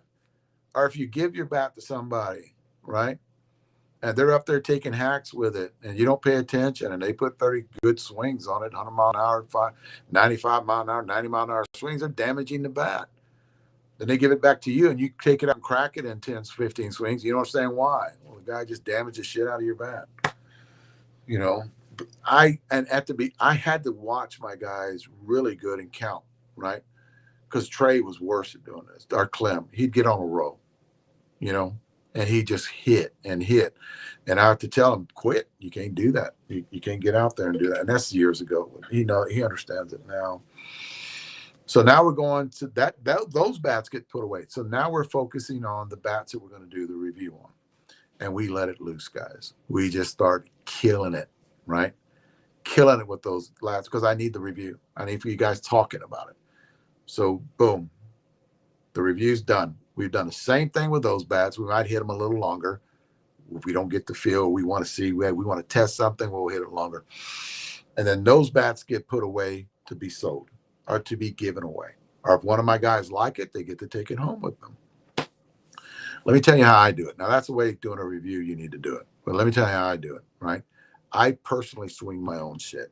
I don't let my guys swing it. I don't let my guys touch it. I get out my personal bat. I swing it in the same way. I'll take easy cuts with it, hitting 52 300s. Or if I don't have 52 300s, I had 44 375s, but I take less. I don't get my miles per hour as high, right? So if I'm cutting it down with a 44, with a 52 300s, I got it down to 75. I get pulled down to, with a 44 375s, it's down to 50% of my swings, right? But the ideal is a BP ball, well, that short porch puts out. And I'm not talking about a spinner, guys. I don't know if you know that spinners are pretty tough on your bats. They talk about them being, you can hit a spinner a long way. You can hit it a long way. I'm not talking about spinners. I'm talking about BP balls. I'm talking about, we have a BP ball out there that's light, 50, let's just go 52 300s. You take your 52 300, I can do a lot of damage to your bat. You take light swings at the beginning, or if you guys like hitting off a tee, you take some tee swings. I do say this, tee swings not going to compress that barrel a lot unless you take really, and I don't see a lot of you guys doing this, taking really violent tee swings. So you might want to do some live pitching to get it really, really going to open up for you. And you take 15, again, you take 15 swings. I do with my personal bat. You take 15 swings, you let it rest, you get it out, you baby the shit out of this bat because that's your personal bat, right? You want it to be the same all the way around. You turn it in your hands. If you miss hit it, who gives a shit, right? Who gives a shit if you miss hit it? You're still breaking the barrel in. So you just out there just pop, pop. At the beginning, taking some pepper, a little bit higher than pepper, hitting it to the third base, hitting it to the shortstop, just getting that swing in, let it rest. If it'll fuck around with something else, 20 minutes, come back to it, because usually when I'm breaking my shit in, we're doing reviews or we're doing testing like I am now, on bats, I'll swing those other bats. And then all of a sudden I'll pick it up again 20 minutes later, I'll get up there and, take 15, 20 again, and then in my third or fourth round, I might start opening up a little bit, take some hacks. And then you'll find out that you'll get more longevity on that barrel because you actually broke it in. Constantly turn it in your hands, guys. You got to turn that bat in your hands every time, getting the barrel where it's all the way, and usually what's going to happen is your sweet spot's going to be about like that. Then it's going to start opening up. Then it's going to start opening up. Once you get about 100 swings, it's going to be out about right there. Our bats, what I'm talking about. And that's where you want it to be. And then you put it in your bag when you think it's ripe. And you'll know, if you've done this for a while, you'll know what bat is ripe. So if you know it's ripe, you put it in your bag and boom, you're ready. Then you grab another bat, the same bat. You don't go with 27 when you got a 26. You don't do that shit. I frown upon that when guys says, well, I got a 26 in there too, just in case I get tired. Guys, you should never get tired going into a Sunday or a Saturday night. You should never be tired. If you are, there's a problem. There is a nutritional problem. There's a hydration problem if you're tired. You should walk into a tournament on a Friday morning hitting the same you're hitting on a Sunday, or walk into a tournament on Sunday, same you're hitting on Friday. So definitely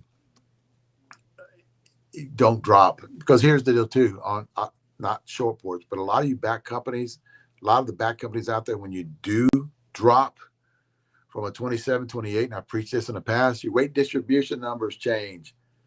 They might be adding more hand weight. Dude, if you fuck up your weight distribution numbers, you're going to suck. Because you're swinging, let's say you go from a 3/4 ounce end load to a 1/2 ounce end load because you dropped weight on all these fucking progressive loads that they talk about, which I think you need to stay away from. So what happens with a progressive load, they claim they have a progressive load. You're dropping down in weight from a 27 to a 26. And a lot of you guys like doing that. You're going from a 3/4 ounce to a half ounce end load. Your swing's going to be off for at least 1 or 2 games. I don't want my swing to be off 1 or 2 games. So that's what I'm talking about. You don't need to be jumping up and down. And it was really bad years ago when you were jumping, especially in balance bats, when you're jumping back and forth. Was it just too heavy for you? If it's too heavy for you, there's a problem. You need to get in the gym a little bit more. You need, but I think it's mainly because of nutrition, consuming carbs, complex carbohydrates. You know, you're weak. If you're weak, dude, going into Sunday or Saturday night, you're not prepared for the tournament, for one, right? Because you should be taking a lot of BP to get prepared for the tournament. It's hydration or complex carbs. I'm not talking about protein. I'm talking about complex carbs. You know, rest, drinking. And I know you guys kind of thought I was going to stay away from that part. This is the drinking part.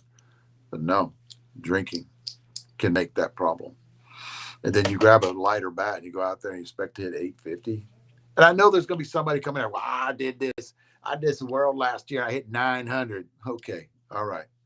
Well, I'm not talking to you. I'm not talking to you. I'm talking about the people out there, the average people out there, the people that, you know, the people that are not like that, or that once in a lifetime it fucking happened to you. You know, I'm all about consistency too. So let me talk about bats, but that's basically how I break my bats in. I baby the shit out of it, right? What I see with a lot of guys that break bats is they don't give a shit. They want that instant gratification. They want to take in a tournament, just start blowing and going. They usually have that higher bat speed, right? And that I've heard in the past, they have that higher bat speed and they just get out there and just start, oh, my bat's cracked in 100 swings. Okay. And I'm not saying it doesn't happen all the time. It does happen, but it doesn't happen a lot. And you guys notice, like Jeff said, you notice that we're not cracking a lot of bats now. Anybody across the board is not cracking bats now. You don't see anything on Facebook about anybody cracking bats. It always happens after Vegas, right? And before March, or maybe getting into March, depending on where you live, right? So just baby the shit out of your bats if you want them to last a long time. Let me talk about bats before I get off here. I think I'm done talking about. I do want to do. Here's another thing too before I get to bats. This demo day for Vegas, we're actually getting some times together and talk to you guys about that next week. But I love demo days. It's actually a place where we can showcase the new stuff. Jeff, you're killing me, man. I don't know who Jeff is. Jeff says, do you agree with some of the reviewers don't put enough swings on the bat reviews? 100%. I don't agree with that. Guys, when I did bat reviews, it was 400 plus swings I put on those bats. And I do bat reviews. But maybe they have a feel. You know, I do think that I do know that a lot of these bat review guys out there swing 150 times and that's it. They let it go. Right. I couldn't do that because my guys were more of the slower bat speed, or the ladies, right? Because I catered to them. Well, to break a bat in, you know, I can get a bat to, back in the day, it would take 200 swings. Back in the day, it would take 200 swings to break a bat in, 300 swings to break a bat in. You guys remember those days, right? We have turned into a bat companies that actually want that fast gratification with a lot of these bats. So they kind of lean more toward that. Well, hell, we're making a 200 compression out of the wrapper bat. That was never thought of in the past, right? And we were the ones that first started doing it. So what I see is I can't judge what I did to what they did. But I do agree with you. I always thought they'd take more. Maybe the bat companies are leaning more toward that faster break-in period. I don't know. I don't care, right? They do how they do, and they do a good job at it. Let them keep doing their job at it. But I think it has changed. I think the industry has changed. They're more toward that 200 compression, which takes real quick to get there, 75, 100 swings to get there. So if they can put out a good review in 135 to 150 swings, good for them. Good for them. You know, I came around in the years where the bats were a little harder. You know, you took a Dudley lift that took 600 swings to break that bat in. There were a couple of Eastern Empires out there. It took 600 swings to break that bat in. You know, they don't have that anymore. You don't get that anymore with a lot of these bat companies out there that are building the, you know, the next best thing, you know, that's out there. Technology has changed, especially with us. Technology has changed. I don't agree with it. I would actually put a little bit more swings on it, but that's me. That's just something that I was known for doing, and I wasn't going to change. But I blame it on, for one, I don't know about it, so I'm not going to speak too much about it. But I blame it on everything's a quick response now, so they can do it in 135, 150 swings and get a good review out. Let them do it. I mean, here's the deal too: if it's not good, you're going to know about it later anyway. It's like a crapshoot, guys. When you're doing bat reviews, it's like a crapshoot. You put your ass on the line and say how good the bat is, and your peers are going to judge you in 4 months, 5 months. You know, oh, that really bat was good. That, you know, hey, I'm going to stick with him. I'm going to talk about him, right? Or her, whoever's going to do the review.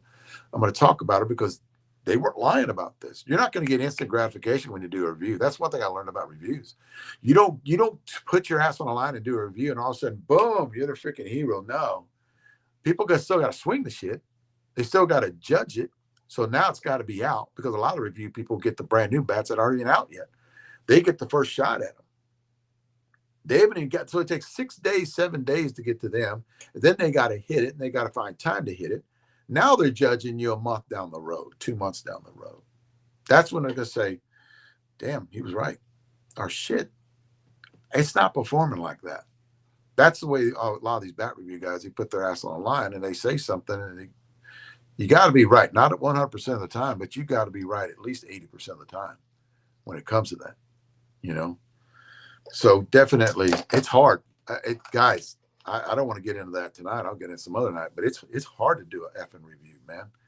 It's hard. You're putting your ass on the line. If you're wrong, you don't do it for a long time and you don't get subscribers. If you're constantly wrong about it, people are going to understand that. People aren't dumb anymore. That's another thing too. It's not like people are more educated now. So when you're talking shit and you're talking about, you know what I mean? You know, you're talking about I'm the best ever in the world. People aren't dumb about that shit anymore. Probably get in trouble for that. You know, yeah, I'm saying people listen. You know, they can't be have shit pull over their eyes anymore. It's tough. It's tougher now than when I was doing it. You know, so all hats go off to those guys. I want to talk about bats going to be working on Tuesday or Wednesday this week. This is the Beach City. And I'm going to kind of go through these pretty fast, guys. This is the Beach City. It's a 13-inch barrel. It's got the grip spin on the knob, which I freaking love. You can see my hands are already still beat up about it. See that right there? My hands are still beat up about it. It does not have the grip on the barrel. It has a matte finish. I love a freaking matte finish. It compression test at 200 out of the wrapper. We're going to still be hitting this. We have a few of these left. This is the new one. This is the used one. You notice that I'm not wrapping these anymore. This is Roberto Manaya's bat right here. Guys, it does have the grip barrel, does have the grip spin, 220 out of the wrapper, compression test that. It is a 12-inch barrel. So the difference you have here, guys, you talk about different bats for different people. On the top one, you have a softer barrel, right? You got a softer barrel here with a 13-inch barrel. You have a harder barrel on the bottom one with a 12-inch barrel. So what's going to happen is 12-inch is going to whip. It's going to have more end load on 12-inch. It's got that grip spin, a little more weight on that barrel. 12-inch is going to whip a little better. That's the feeling you get from a 13-inch to a 12-inch. 12-inch is going to get that whip at the end of it where you can pop it. I call it a whip. Kim Vanbergard talks about that a lot. It's a little whip at the end. I actually like it.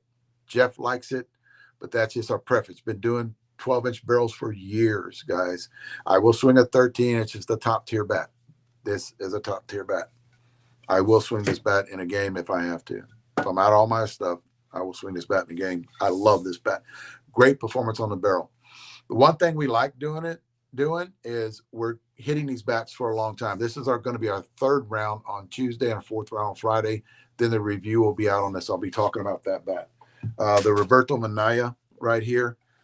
This is a 12-inch barrel. It's got a lot of whip on it. You guys, it's going to swing a little bit heavier for you guys out there. It is a 26. It's got a 17-ounce end load with a 8.2, 8.3 on the hands. So it's got light hand weight, right? Big end load. This is the 26-ounce. The Nunez brothers. It has a 17 on the end. I had them here a minute ago. 17 on the end and an 8.6 on the hand. So a little bit higher hand weight. Doesn't swing as much like a sledge as the Roberto. So 13-inch barrel too. And this bat has a huge sweet spot on that 13-inch barrel on it. So definitely. I do not have Clem's bat here. Sorry. I think they're almost sold out. You might have to check. I still think they have them in a headbanger and smash it. Todd has some too. If you guys are watching, how you doing, Todd and Sarah? I don't talk about you guys enough, but I'm going to start because you guys are great. Sarah has been more talkative lately, I see. But she's a social media giant. That's my bestie. But the one thing on Clem's bat is they don't have a lot of sizes left. And I ordered a 26. Hopefully it'll be here next week.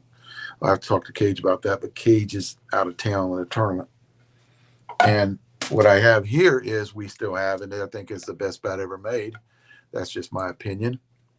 And I'm saying that, and my name's not on it. So, and I'm not talking about the DDTs, guys. DDT is a different monster than the Blackout OG. This is my wife's. It's a 25-ounce. She actually said, do not take the wrapper off of it and don't take the tape off of it because I'm not allowed to. This is hers. But this is the DDT OG. We have some available in the warehouse. You guys can pick them up. We'll be running this bat for a long time, guys. This bat, it swings light. I'm just going to tell you, it's a 12-inch barrel. It's a Wig Popper series. It swings light. It swings light, and I was just looking at that. It looks kind of weird. It swings light, and you might have to go up an ounce on it or two. I swung the 28. I swung the 26, and then the other bat, I swung the 27.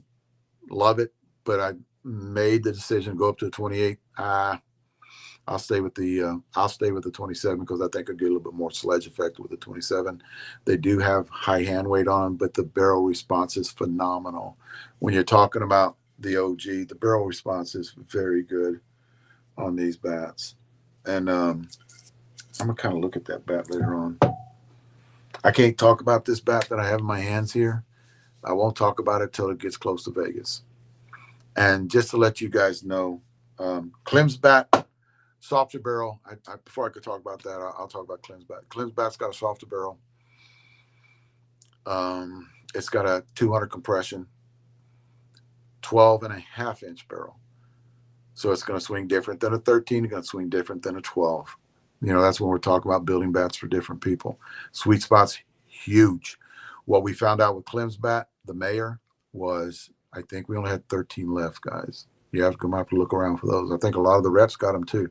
So you might want to check with the reps. I'm just talking about the warehouse. I'm not talking with the reps about the reps. I'm not talking about Todd. Todd has some too. Todd and Sarah have some too.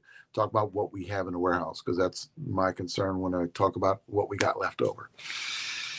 Clem's bat hit 3 gears. He just hit a gear the other day before he took it to New Mexico. That bat is amazing. I built that bat for specs off of Clem. What he liked his gamer was a suit bat. So I took those specs other than the suit bat was a 12.25. This is a 12.5. and a little bit bigger sweet spot, basically what I was looking for.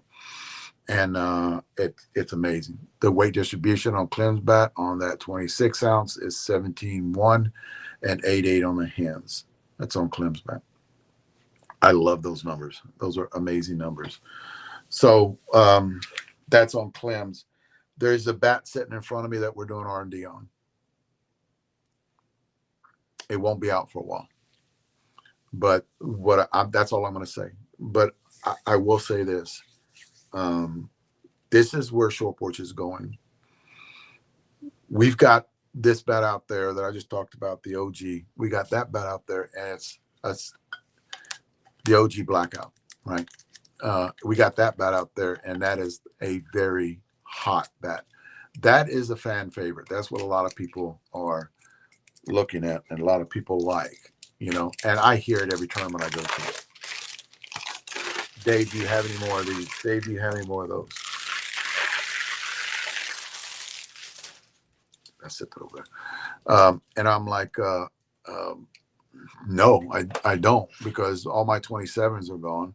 My 28 went with Murray, because Murray swings it now in games. Charlie Mueller got the 27, and then we have my boy, Donnie King, got a 27. So because I'm not playing tournaments now, I don't know if I'm going to be playing Vegas. I don't have a team to play on. But I can swing. Nothing on my shoulder. I haven't even got it looked at. But I can swing. I can swing good. I just can't throw overhanded because I still have pain in my shoulder. So those are bats that are mine that I send off to my guys and they swing them. But the one thing about Short Porch is what they're doing is they're grinding, moving forward. Jeff last night got off the phone with China and he called me up and sent me pictures of stuff that's coming. We have bats that's coming. We got DDTs coming. I know a lot of you guys asking about the DDTs. We got them coming. Alan Hancock, a bat, Jawbreaker is coming. We got which I cannot, although I'm not a USSSA guy, I like to see what the DDT does in that kids market and how it's going to take off. We already did the 220. We're doing the kids USSSA bat, and the DDT's coming. And I can't wait to see what that bat does with the kids. I think they're going to enjoy it. It's just a different swing, guys. It's like a bat you never swung before in the DDT series. And that series is going to stick around. That series is going to be around for a long time until we can upgrade it or make it better or come up with an idea to make it better. And like I told Jeff the other day, we're constantly pushing, we're pushing the envelope. And I appreciate you guys. We had a steady crowd tonight, you guys watching. I know a lot of you guys are out of town playing tournaments and you can't get to the computer or to the phone to watch this stuff, but stay safe, guys. And I can't say this enough with a lot of you guys out there. If there's anything going on, please go and check. Go and get it checked out. And you guys know your body. You've been doing this for a long time. If you're watching this, you've been doing this for a long time. Have it checked out. Make sure there's nothing wrong. I'd like to see you guys playing for a long time, or I wouldn't be doing this. So when you're talking about health and nutrition, what better things to lose weight? I've lost 20 pounds in a month and a half, and later on I'm going to tell you how I did it. I want to get down to, I'm at 235 right now. I want to get down to 220. I got 15 pounds to go because I knew I needed to do that, right? Lifting as hard as I ever did now too. So what comes to Vegas, I want to be primed. I want to walk in there at 220, 215, 220 pounds and hitting the ball really good, because I think that'll help me losing weight to hit the ball better, because I won't be as tied up. I won't be as inflamed. Basically, my knees will feel better. My ankles will feel better. And I can tell you guys that journey that I was on, that I took it, and there's so much shit I want to talk about tonight, about, subscriptions that prescriptions that I got, and just talk about that. But I'll leave that till next week. I'll write it down when I get done here and talk about it. Thanks for tuning in, guys. I'll see you again on Wednesday. We'll talk more about bats and what we have coming, or what's going to be delivered, because I know for a fact he talked to me last night And Leslie is the girl who talks about where the packages are at, and she's got her finger on the pulse when it comes to that, and where everything's at and when it's going to be delivered. That way we can talk to you guys about Wednesday night and all the bats we're going to have sitting in front of us. Thanks for watching, guys.